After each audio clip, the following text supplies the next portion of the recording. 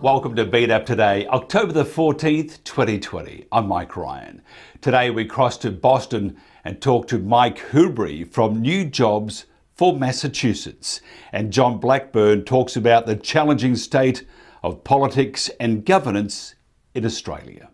Mike Hruby is president of New Jobs for Massachusetts, which has been focused on removing the barriers in law to rapid job growth. Mike has been an employee, an employer of professional consultants, and has spent many years in grassroots politics on the pro-growth side. Mike, welcome and thanks for joining us. Thank you, Mike. It's a pleasure to be here. Tell us how you became involved in advocating for independent contractors. Well, essentially, I was born into this work and didn't know it unless I looked backwards. I was born into a family of three generations of very successful performing musicians. So all my young life, I saw guys and women supporting themselves with, short-term jobs, short-term assignments, musical gigs. My first job was being a paperboy, which is almost the classic independent contractor work. As you said, I've been an employee for 20 years. I thought that had kind of some limitations. So for 25 years, I had my own firm with consultants, and I learned that there is nothing like the freedom of being self-employed, even on small, job-to-job type of business. Eventually, I left that profession and worked in grassroots for a number of years. And I discovered that conservative candidates to whom the public in America looks to for economic solutions, especially rapid job growth, had very little to say about where rapid job growth comes from, where it comes from and what public policy should do to promote it. So I said, we need to start a nonprofit that focuses on the issue of where rapid job growth comes from and how it benefits the public and the practitioners that do it. Tell us more about New Jobs for Massachusetts and what are its main goals, though? Well, we are a certain type of nonprofit that's called non-deductible. So you don't get a gearing for a contribution. You don't get a tax reduction, but we are allowed to basically lobby the public and inform them about legislation. We can draft legislation and submit it, and we run the full gamut of education to lobbying, and we can get out there with signs if we wish, if that's effective. So we're a nonprofit, and we have supporters who, in our case, are like-minded individuals of all shapes and sizes, and they think that our state is highly resistant to the state laws, are very resistant to new job growth. So in preparation for forming the company, we found that we have actually 71 different barriers, taxes, regulations, court cases, laws, that are barriers to job growth. So we prioritized them, and the top on the list was the law we have against independent contracting in this state, which would be an absolute fountain of better paying work for a great many people, perhaps a third of the workforce here in this highly educated state. What's the difference between, say, an independent contractor and maybe a self-employed? Are they the same? They're very similar. Look at it this way. Independent contracting is a way for someone to work by obtaining and conducting short-term projects for customers or clients. And it's one of several different types of self-employment. Independent contracting is self-employment, but if you open a little shop, that is also self-employment. If you want to be a ceramicist and sell tiles or something to the public, that's another form of self-employment. So, but everybody who is an independent contractor is self-employed, and they share the common characteristic of being people who know who they are and what they're good at and what they want to do, and decided to be responsible for themselves. Although they're widely accused of being tax cheats, they know that there's no money in being a tax cheat. The money is made in doing a great job, have clients come back and buy more from you because they just can't get along without whatever you do. So the two are similar. We've counted easily 17 or 18 synonyms for independent contractor, like gig workers, or we have a IRS Form 1099 workers.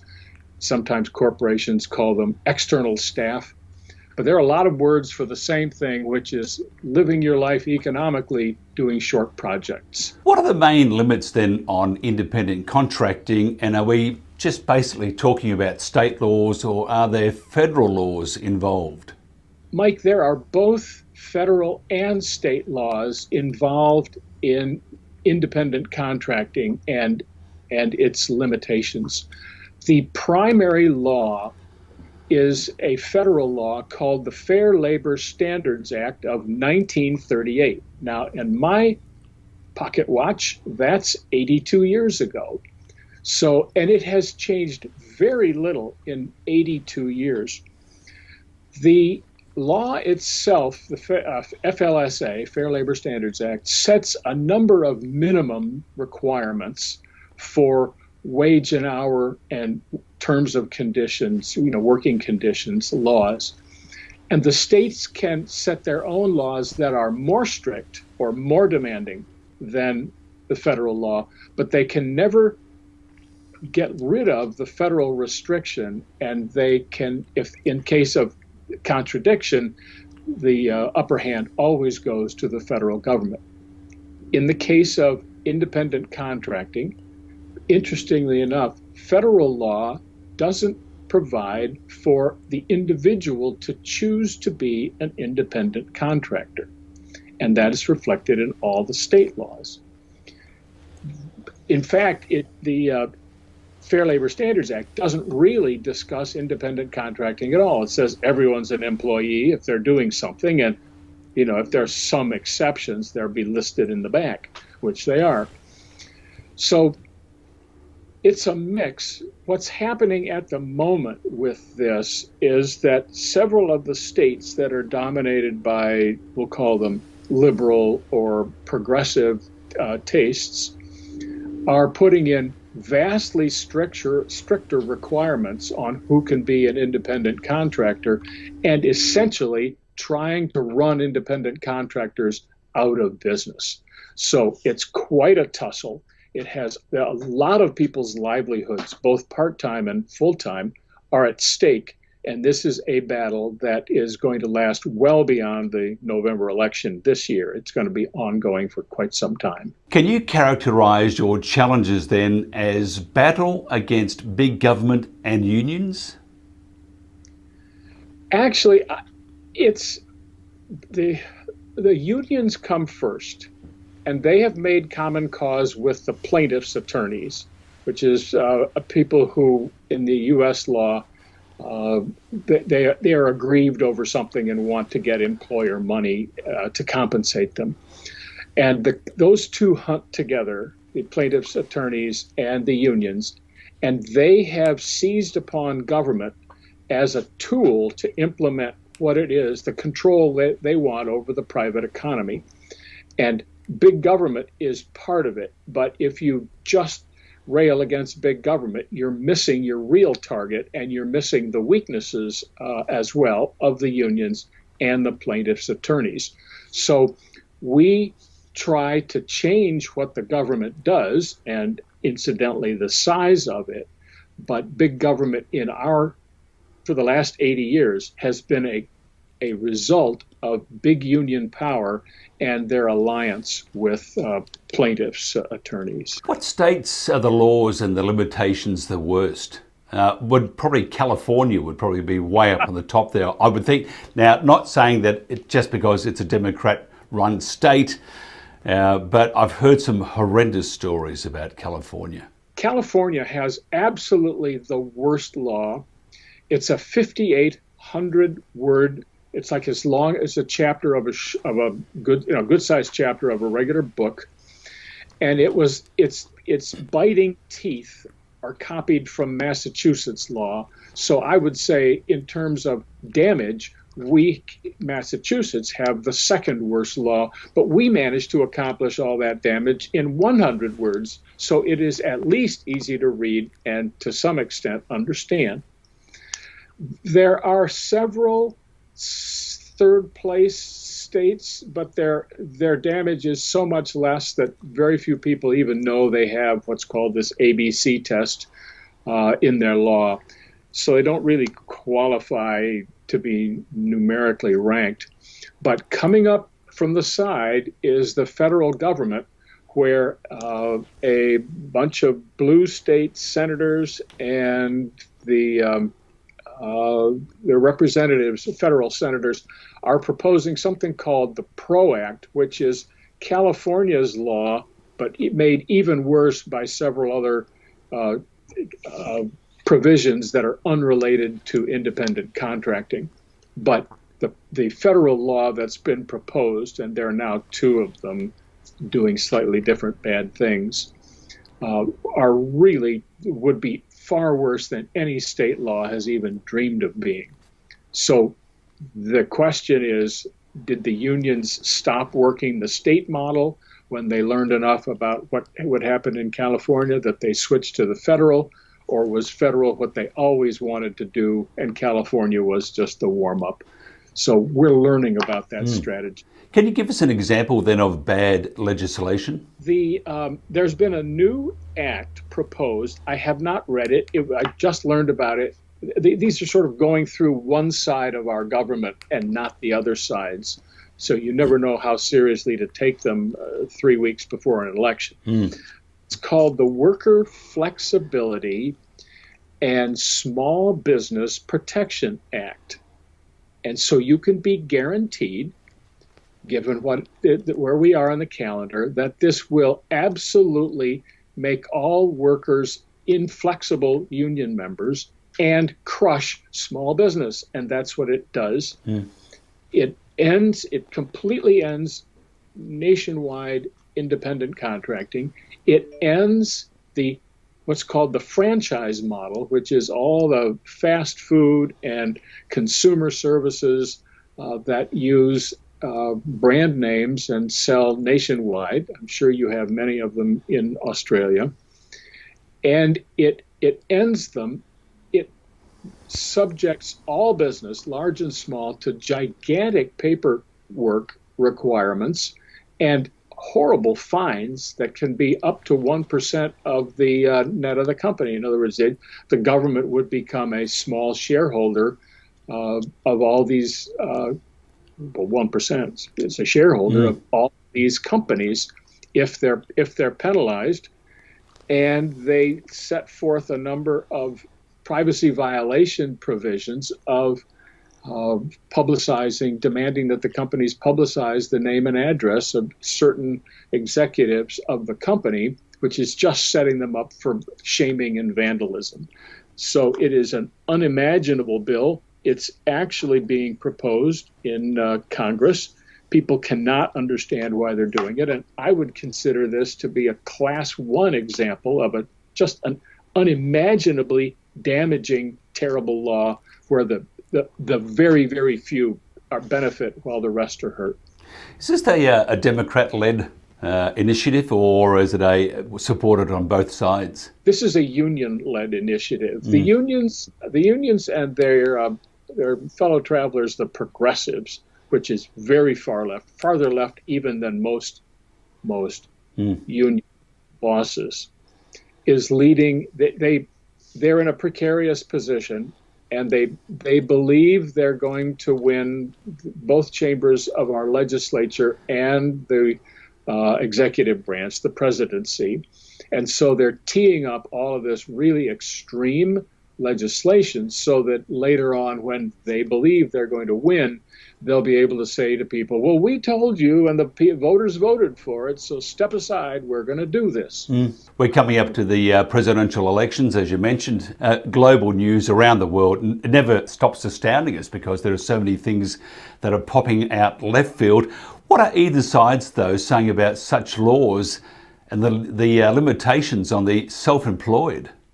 That is an excellent question, Mike, because it has such a puzzle. It's a puzzle, and it doesn't have a clear answer.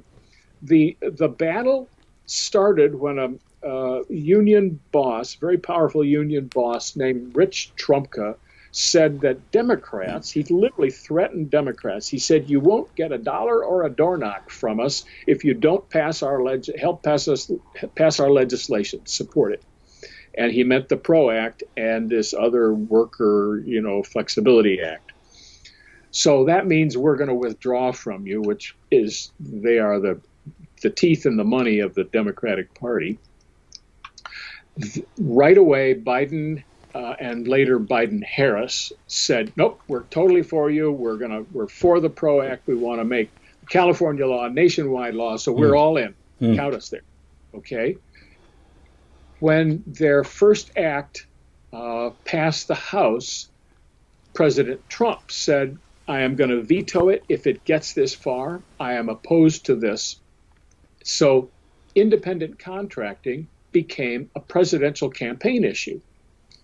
And Biden has repeated his claims that he'll support the unions and drive people into union jobs.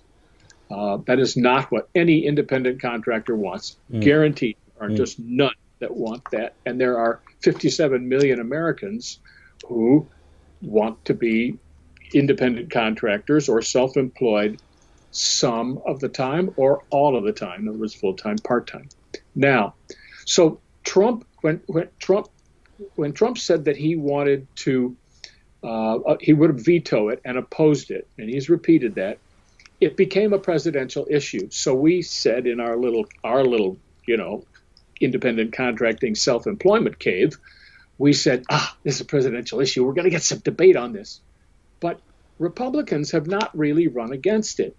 And I'm sure you can look it up and find more than I've found because I haven't looked thoroughly, but it hasn't been on anybody's megaphone yet, which is how I judge it. It's on Trump's megaphone once or twice and then not. So the Democrats are loudly in favor, Mike. The Republicans are mostly silent. It sounds like an opportunity gone wasted, but it's still there 3 weeks. And, every day is a whole separate campaign at this point. So that's the best I can do. It's a lopsided situation. Dave Rubin said that government is fantastic in coming up with solutions that they've created the problem in the first place. So, and it's very true. I mean, they're experts, and then they create more problems from that solution, and it just goes round and round and round. And it doesn't matter which side, whether you're on the right or the left. Look, when you look ahead, say 5 years' time, does all this upset or upheaval about AB5 and part-timers, freelancing make a difference? It makes an enormous difference, Mike. I sometimes feel like one guy trying to get everybody's attention by banging one pot out in the middle of the field. We're in a battle for access to the free market by the ordinary individuals of this country at any time of their lives that they feel they need it. And we don't make any money. If we win, I won't make a dime. It's just something that needs to be done. And if we fail to do this, we will lose access to the private sector. The unions do not want individuals to know their real value, because then they'd go get it and they would be happy with their lives, and they're not a customer for the grievance industry. They don't want, for instance, the education unions don't want you to know how inexpensive really good education can be. It's one excited teacher, one subject, and any number of students. And now with online education, it's hundreds of thousands of students. They don't want anyone to know that. They don't want you to be comfortable in your work and have a flexible schedule. because you won't complain, you won't strike, and you certainly won't want to be represented by a union because you have customers, you love them, and you serve them. So we're fighting here in this battle, and we'll be fighting next year too, to make sure that the individual, whether it's just out of college or she's got a family and needs part-time work, or a retired couple and they want to work for a couple more years and strengthen their retirement income, whoever they are, someone right out of just got fired, giving them access to the best thing that they can be is where we all benefit. We will have a bigger economy, we will have a happy, undivided country, and we will have widely spread wealth of a type that people earn. So this is an enormous battle, and the unions are as opposed to every word that I've said as they possibly could be. So it is, it's an issue to follow. I spent 8-9 years in absolute anonymity, and this year it just exploded into the public view, and it will continue there until we've got the problem solved. Mike Hruby, interesting times ahead. No more interesting than the next 3 weeks. Good luck. Hopefully your nerves will last you that time. Great chatting, talking, and all the best. And we must do this more often too, I think. I've enjoyed it very much, and I look forward to talking again. Thank you very much. Thank you.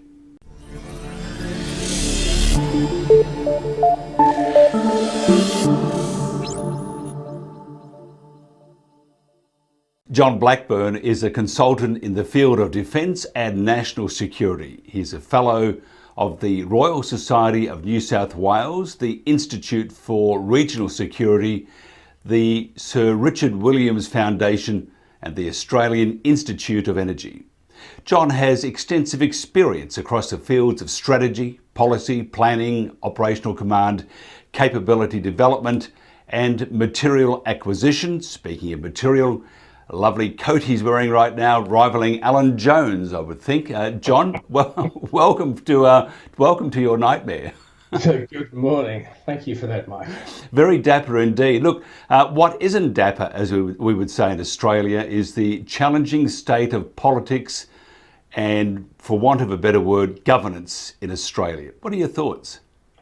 I think we are going through some very difficult times, and what that's doing is exposing the cracks or weaknesses in our system. And so, whilst we're in the middle of a crisis, we're going to have to clearly support the political leaders we've elected to get through the crisis. But let's have a look at this and say, is there something we can learn from this? Because it's not in a good state. We've got to do things differently in the future, and we're going to have to, I guess, see how we're better prepared for these types of crises in the future. Is the environment for good governance and policy making unhealthy at all levels of government at the moment, from, say, local, state, and federal? From the people I speak to in the local government levels, the answer there is no. Again, they're pretty much overwhelmed. And I think in the state to federal levels, we've got a really interesting problem. What the crisis is showing to us is that the federation structure and the governance systems and how the politics works was okay perhaps for most of the last 100 years, but it's not fit for purpose for the world we live in today. And it's certainly not going to be fit for purpose when you think about the range of challenge and crisis we might have to address in the next couple of decades. So things aren't going to get any simpler.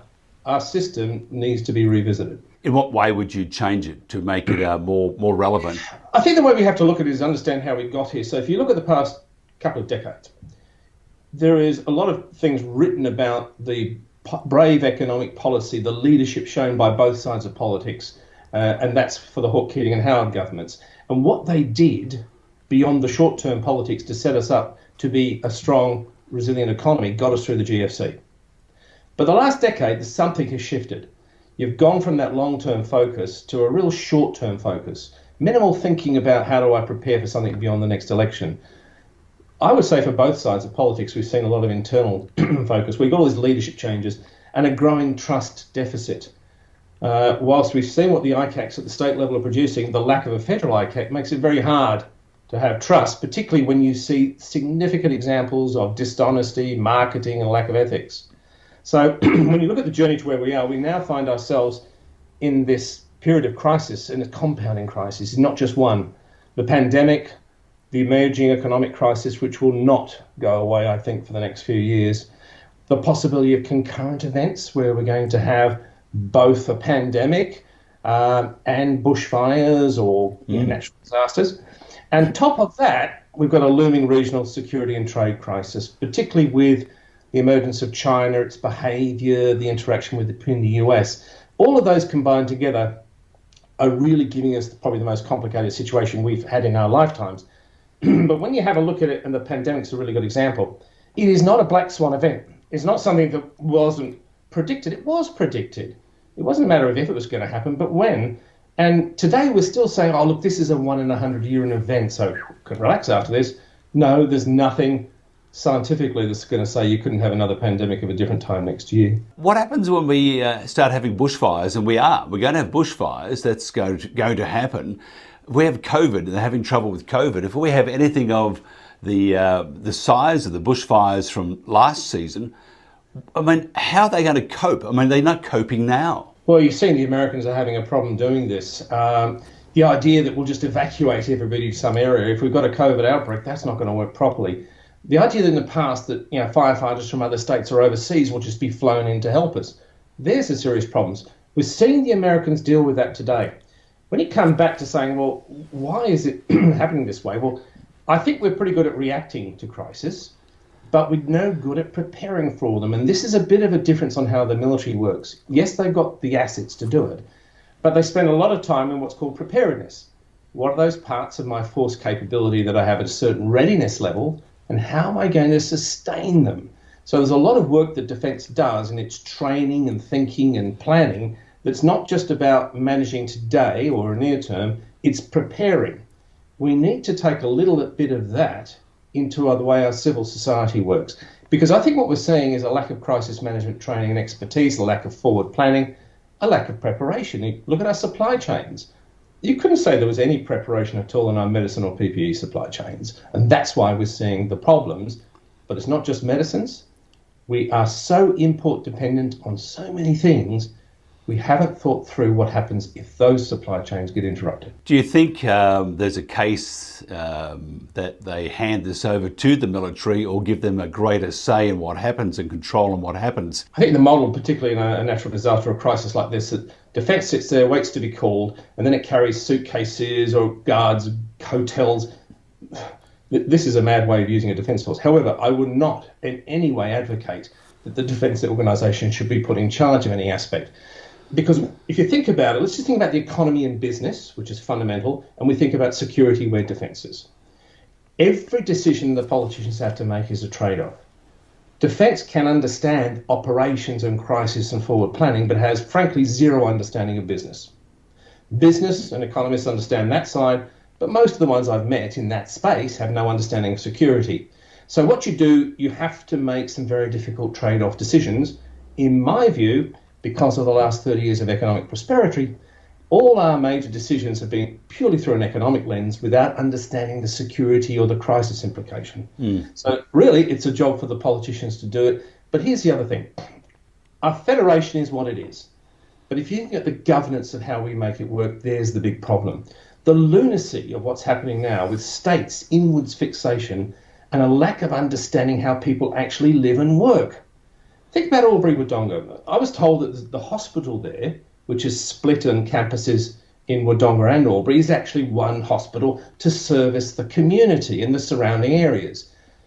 They don't live and work with a line down the river that says you can't cross it sometimes. So when you get states going, whoops, we'll have a crisis, I'm going to clamp the border down, that's not how we live and work. You need to think about it in zones, how people do work, what the community support services are. So that's one example. And I've got to tell you, I think the dumbest thing I've heard in the last 6 months in this country, not America, is that Queensland hospitals are for Queenslanders. I mean, you look at this going, okay, I understand where the federations come from and the state roles and responsibilities, but together states working as a team need to think about how their people, Australians, live and work, and make plans on how you manage that, which is by zone, not by a line called a border. What's happened to evidence-based policy, transparency and transmission of facts to the public? Seems to be lacking. Well, one of the things that we're doing in our National Resilience Project with the institute I chair, AAIA Australia, is we're looking at politics governance, and part of that's looking at the role of public service. Basically, I think it's about how it's time. There's been a shift away from the bureaucracy, the public service, helping formulate policy and doing a lot of, not independent, but apolitical work. You can see, and it's been stated by the current Prime Minister, he wants the bureaucrats, the public service, to give him information, not policy advice. So who does the policy advice? Well, probably lobby groups and relatively inexperienced staffers in a lot of cases, not all, but a lot of cases. What we found in the work we've been doing in this resilience study is the knowledge, the information, the ideas of what to do are out there in society in the expert areas. But somehow we stop that information and knowledge coming out because it's compartmented. Or if you're in a hospital, you can't really express your view without the media team approving it. If you're in a government department, you do exactly what the minister says. You don't give alternate ideas. So what we're not doing is we're not using the knowledge, experience and capability of Australians to solve these problems because our political system has compartmented it down and really driven it into a political near-term space instead of saying, hang on, we've got a big problem to face as Australians, let's work out how to do it. Do you see the situation changing much over, say, maybe 12, 24 months? Not in the short term, because once you're in a crisis, all you can do is react. And whilst I may not agree with what some of the people are doing, when you're in a crisis, it's like when you're in a military operation. You don't all sit around and have a debate about what the company commander or the brigadier is doing or the general, whatever. You get on and do the job. What's important for us in this country is for us, all Australians, let's not have the quiet Australians, all Australians go, hang on, there've been a bunch of mistakes and things made. That happens in a crisis. Let's face reality. Nothing is perfect. But what could we do differently to be better prepared for the next crisis or the range of crises that are coming at us? The world is getting more complex. It's less secure. And particularly when you see the politics of the US and the UK and Europe, our assumption that we have a big ally who will always protect us really needs to be questioned. It's about Australians saying, hang on, we need to use every part of our society, its knowledge, experience, to together as a team work out what to do. But that requires being honest and open about what the risks are.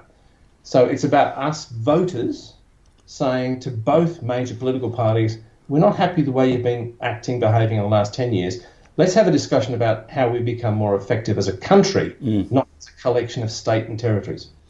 You got Dan Andrews, the Berejiklian government in New South Wales, Palaszczuk in Queensland, McGowan in WA, Marshall is not too bad at the moment in South Australia. Each one of these premiers, though, seem, maybe not so much Gladys, but each one of the premiers seem to think this is their kingdom. This is our new country called Victoria, Queensland or WA. And then to compound the problems in Queensland, we have an election happening, and it doesn't really hold well for the quality of politicians or people governing the states for the future of each of these states and Australia. How do you see it? Well, for most of my life, I was a Liberal voter. And military are generally a little bit more conservative. But a couple of years ago, I said to my Liberal politician friends, I said, there's something fundamentally wrong here. And I think both sides of politics really need to have a good hard look at themselves and understand that the way they're behaving and acting is too short term and it's party before nation. So at this stage of my life, 64 years old, I'm going, hang on, I have to rethink that party, loyalty I may have had years ago and said, no. We have a fundamental problem in this country. And some of the decisions states have made, you can understand what their motivation was, but I mean, when the Northern Territory goes and leases a critical port facility to a Chinese company, that's nuts. When Victoria goes and signs up to the BRI with the Chinese, this is a fundamental security international relationships role. We're really getting off the planet here. We're Australians. We need to work as a team. Yes, the federation structure is there. The governance and how we agree to work is what needs to make it work fit for purpose for today. But if you have a look at the politics right now, do you think you're going to get any state premier having full trust in the federal level of politics? And vice versa. And vice versa. So we've got to accept that we're off the rails that we'll handle the crisis as best we can. And I think the early stages of the pandemic crisis, particularly the National Cabinet, were great, but that soon fell apart. Right now we're in election mode.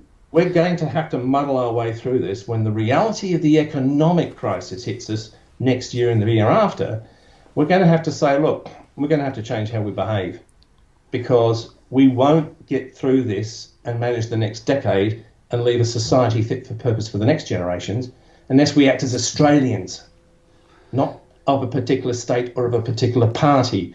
And that will only happen if enough Australians say, hey, we can see there's a big risk coming here and a big crisis. Let's face reality and get on and work as a team. You don't have every individual player go out on a football field. It doesn't work that way. They work as a team. John Blackburn, thank you very much. You're most welcome, Mike. And that's it for BNAP today, October the 14th, 2020. Be safe, be kind. I'm Mike Ryan.